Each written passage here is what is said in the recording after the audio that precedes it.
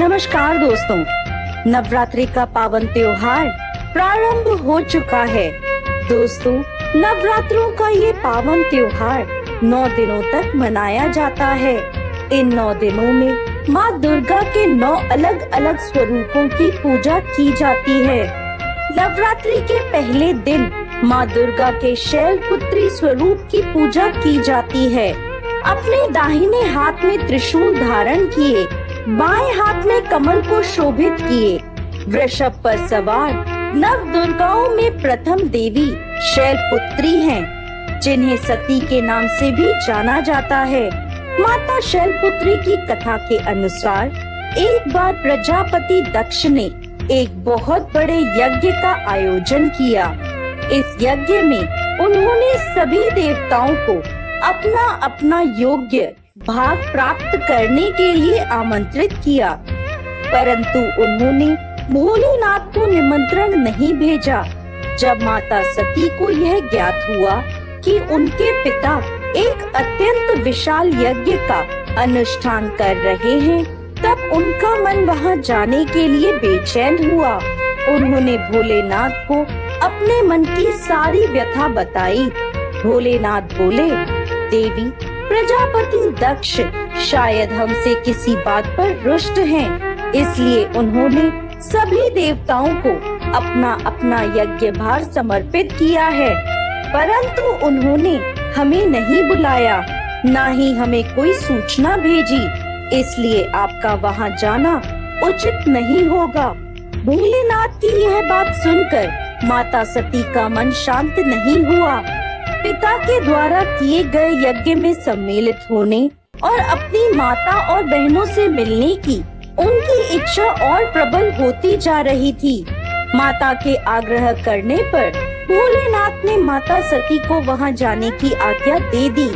पिता के घर जाकर माता सती ने देखा कि कोई भी उनसे प्रेम और आदर पूर्वक बात नहीं कर रहा। केवल उनकी माता ने उन्हें स्नेह से गले लगाया। बहनों की बातों में व्यंग और उपहास था। अपने परिजनों के इस व्यवहार से माता सती के मन को बहुत दुख पहुंचा। ये सब देखकर उनका हृदय शोक, ग्लानि और क्रोध से संतप्त हो उठा। वह सोचने लगी, भोलेनाथ की बात ना मानकर यहाँ आकर मैंने बहुत बड़ी गलती करी है। वह अपने पति के इस अपमान को सहन ना कर सकी और उन्होंने अपने उस स्वरूप को वहीं योगाग्नि से जलाकर भस्म कर दिया। इस दुखद घटना को सुनकर भोलेनाथ ने क्रोध में आकर अपने गणों को भेजकर दक्ष के उस यज्ञ का पूर्णतः विध्वंस करवा दिया। सती ने योगाग्नि द्वारा अपने शरीर को भस्म कर अगले जन्म में शैलराज हिमालय की पुत्री के रूप में जन्म लिया।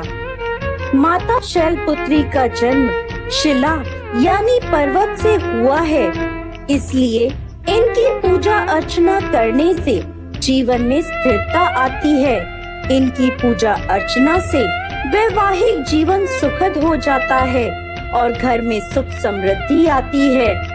माता की पूजा अर्चना से मूलाधार चक्र जागृत हो जाते हैं, जिसके फलस्वरूप जीवन में स्फूर्ति और उत्साह का विकास होता है। साथ ही साथ माता शैलपुत्री की पूजा अर्चना से चंद्रमा से जुड़े सभी प्रकार के दोष दूर होते हैं और भक्त को सौभाग्य की प्राप्ति होती है। दोस्तों, नवरात्रि के प्रथम दिन माता शैलपुत्री की पूजा सफेद रंग के विशेष पुष्पों से करें। साथ ही साथ माता को सफेद मिठाई का प्रसाद चढ़ाएं और माता की तस्वीर के आगे कपूर अवश्य जलाएं। पूजा के बाद माँ शैलपुत्री को गाय का घी अर्पित करें, जिससे माता आरोग्य काया का आशीर्वाद देती हैं और व्यक्ति का मन एवं शरीर दोनों निरोगी रहते हैं। तो दोस्तों, यह थी नवरात्रि के प्रथम दिन पूजी जाने वाली माँ शैलपुत्री की पावन कथा। जय माँ शैलपुत्री।